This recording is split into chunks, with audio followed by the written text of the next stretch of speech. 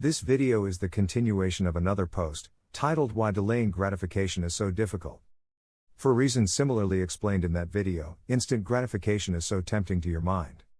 If you watch the video, you can likely guess it has everything to do with your mind and the tricks it'll play on you.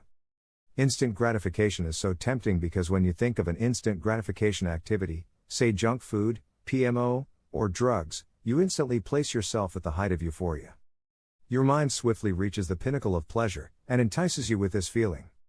Furthermore, your mind will compare your current position and state of mind with this sensual peak, and offer this discrepancy as concrete evidence that you should indulge in the activity. If you're feeling low, tired, or depressed, this discrepancy will be that much greater. Your mind, often regarded as your best friend, can actually end up functioning as your worst enemy. Your worst enemy because you don't even suspect its motives. Your worst enemy because you trust it has your best interests at heart.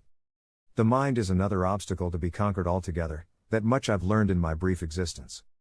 And only once you've learned to control it, can it become your friend. Only once you're the master of your mind can it begin to work for you as an ally. Until then, the mind truly is the subliminal enemy, subtly manipulating you towards acts of instant gratification.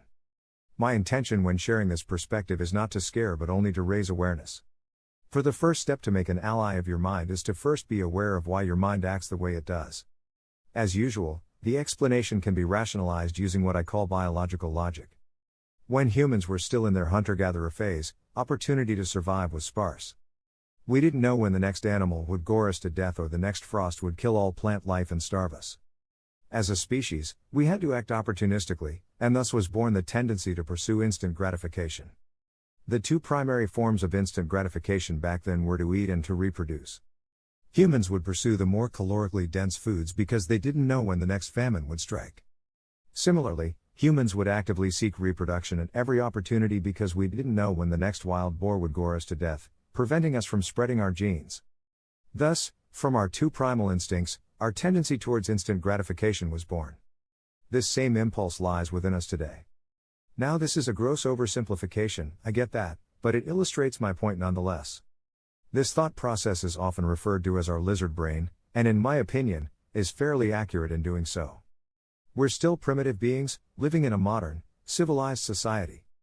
Understanding why instant gratification exists is the first, fundamental step to overcoming it. So what's my real-world, practical advice? Unfortunately there's no quick hitter, one-size-fits-all solution. The only way to overcome your lizard brain is through focused, devoted attention and awareness to your thought process. This can arise from many practices, my recommendation being meditation. As soon as you gain the ability to step back and observe your thoughts from an unbiased, omniscient, third-person point of view, you can begin to understand your thought process and observe your lizard brain at work. Only then will you be equipped to handle your instincts the next time they arise. I'm sorry I couldn't give you a more tangible solution, but the toughest problems in life sometimes require the most abstract solutions. This is something that you have to figure out on your own, it's not taught anywhere. These concepts will not be explained in school or found in a textbook, because you're truly at the frontier of your own personal development.